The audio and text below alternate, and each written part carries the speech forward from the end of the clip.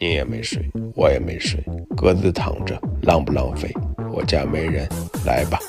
बिस्मिल्लाहिर्रहमानिर्रहीम अस्सलाम वालेकुम welcome to my channel Sadia Akmal daily vlogs. Welcome to another video another vlog. आज का व्लॉग जो है मैंने पराठा बनाने से स्टार्ट किया है और आज मैं आपको पराठा बनाना भी सिखाऊंगी। वैसे तो आप सबको पराठा बनाना आता होगा, लेकिन आज मेरे स्टाइल में चेक करें कि मैंने कैसे बड़ा टुक्का पराठा बनाया। पहले इस तरह गोल रोटी बेल लें और ऊपर देसी घी लगाएं। देसी घी के भी क्या अपने मज़े हैं। जब हम छोटे होते थे तो हम देसी घी नाक बंद करके खाया करते थे और कहते थे अम्मी हमसे नहीं खाया जाता। और अब चाहते हैं कि हर टाइम जो है ना देसी घी अवेलेबल हो ताकि हमारे बच्चे भी खाएं। मेरे बच्चों को तो बहुत पसंद है। अब ये देखें जी, मैंने इसके दिल पे छुरियाँ, पराठे के दिल पे खूब छुरियाँ चलाई हैं। तो उसको छुरियाँ चलाने के बाद मैंने इसको रोल कर लिया और इसको बल देना शुरू कर दिया। बल देने से ना मुझे वो बल वाला पराठा याद आ गया है कि जैसे बचपन में हमें अम्मी पराठा बना के देती थी बल वाला, और हम जो है वो नाक मुँह चढ़ा के खाते थे कि भाई इसमें से ना देसी घी की स्मेल आ रही है, हमने नहीं खाना। ये जो पराठे की कटिंग मैंने की थी, ये पराठे की कटिंग करने का मकसद ये था कि जितनी आप इसकी कटिंग देंगे, जितनी इसकी ये कटिंग अच्छी होगी, उतनी ही लेयर्स अच्छी बनेंगी। जैसे वो हान वाला पराठा होता है ना, आप किसी ढाबे वगैरह से खाते हैं या किसी रेस्टोरेंट से खाते हैं, लच्छेदार पराठा बिल्कुल वैसा बनता है।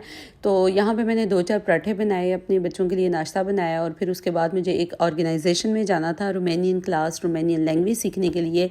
और फिर उस ऑर्गेनाइजेशन में जो मीटिंग थी उसमें क्या बातचीत हुई वो भी मैं आपको बताऊंगी। आप पहले देखें कितनी गोल रोटी बन गई है, कितनी अच्छी। कभी ये गोल रोटियां भी बनानी नहीं आती थी, लेकिन जब इंसान पे जिम्मेदारी पड़ती है तो इंसान सब कुछ सीख जाता है। इवन कि ये भी सीख जाता है कि पराठा जो है वो जो होता है चिमटा, उसके बगैर भी कैसे बनाया जाता है। तो ये चिमटे के बगैर भी पराठा बनाना सीख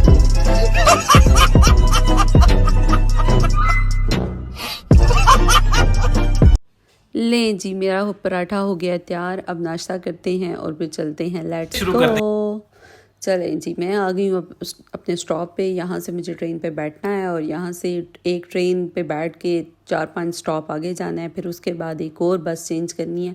फिर मुझे उस ऑर्गेनाइजेशन तक पहुँचना है जिसके बारे में मैंने आपको बताया, क्योंकि मुझे रोमानियन लैंग्वेज सीखनी है और उसके बारे में मुझे किसी ने गाइड किया था कि आप इस ऑर्गेनाइजेशन में जाएं। यहाँ पे आपको गाइड किया जाएगा कि कब कब क्लासेस का क्या स्केड्यूल होगा।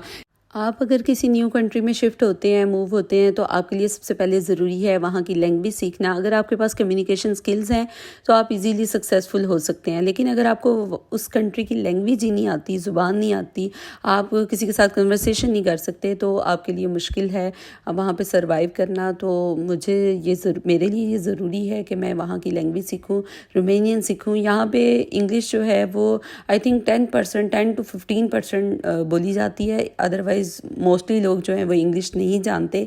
और ये मेरी ट्रेन आ गई 19 नंबर। यहाँ से मैंने अपने सफ़र का आगाज़ किया।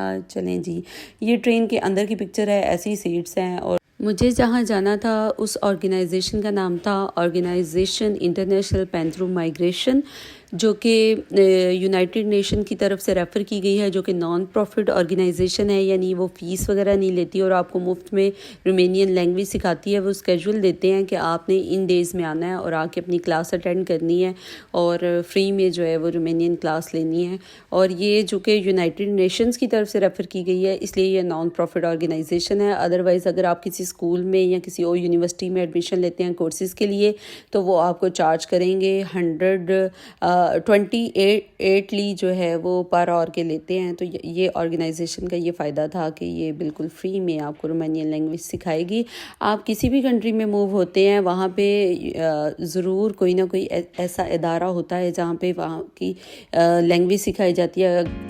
यहाँ ट्रेन्स में ये चार्जिंग पॉट भी लगी थी कि अगर आपका मोबाइल जो है वो बैटरी लो है, आप चार्ज कर लें। ये जो स्टॉप का बटन देख रहे हैं, अगर आप किसी स्टॉप पे थोड़ा आगे चले गए हैं और आपको पता नहीं चला, स्टॉप पे आप नहीं उतर सके, क्योंकि ये स्टॉप बाय स्टॉप रुकती है ट्रेन। तो अगर आप आगे चले गए हैं तो आप ये बटन दबाएं और जहाँ पे भी उतरना है उतर जाएं। ये काफ़ी कन्वीनियंट वे है, काफ़ी ईजी वे है।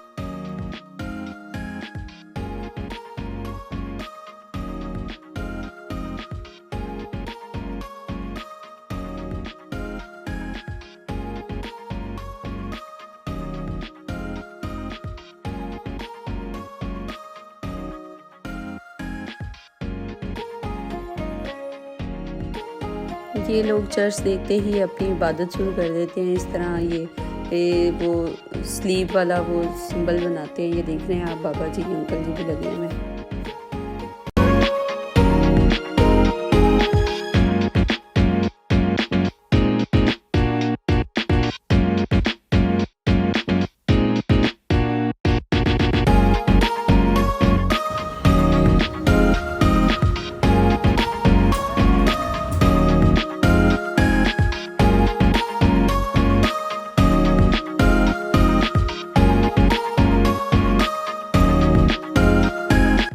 ये मैं अपने दूसरे मोबाइल से देख रही थी कि अब सिर्फ 2 स्टॉप रह गए हैं मुझे अपनी डेस्टिनेशन पे पहुंचते हुए।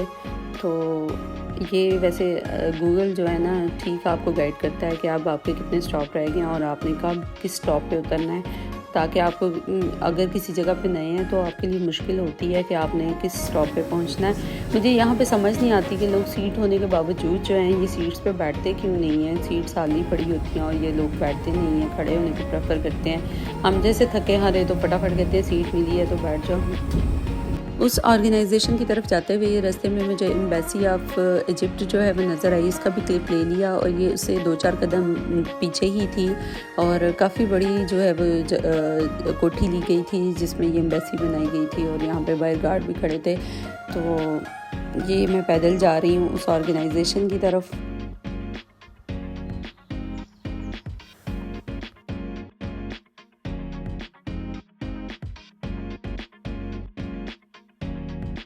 ये साथ ही हॉस्पिटल था काफ़ी बड़ा जहाँ से ये गाड़ियाँ निकल रही हैं। इस हॉस्पिटल के बाहर जो है ना एटीएम मशीन लगी थी और मैं सोच रही थी कि हमारे भी हॉस्पिटल्स पाकिस्तान में जितने भी हॉस्पिटल्स हैं या शॉपिंग सेंटर्स हैं उनके बाहर एटीएम ज़रूर होनी चाहिए, क्योंकि हमें बहुत दूर जाना पड़ता था एटीएम के लिए। और ये काफ़ी मुझे इनकी बात अच्छी लगी कि ये बाहर ही एटीएम मशीन थी।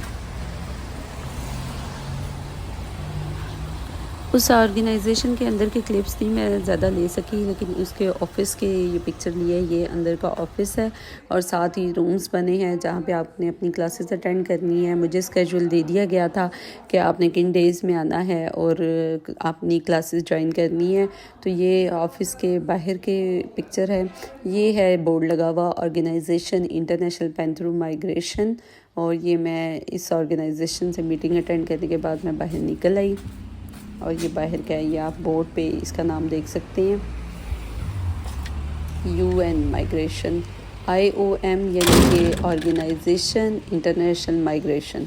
और ये बाहर काफ़ी बड़ा ऑफिस था जहाँ पे मैं गई थी। ओके भाई, नेक्स्ट मिलते हैं नेक्स्ट व्लॉग में, तब तक के लिए अल्लाह हाफिज़। लेकिन आप लोगों ने सब्सक्राइब ज़रूर करना है, शेयर करना है। अगर तो वीडियो पसंद आई है, कोई इन्फॉर्मेशन मैंने आपको अच्छी दी है तो आपने इसको लाइक ज़रूर करना है। ओके भाई, अल्लाह हाफिज़।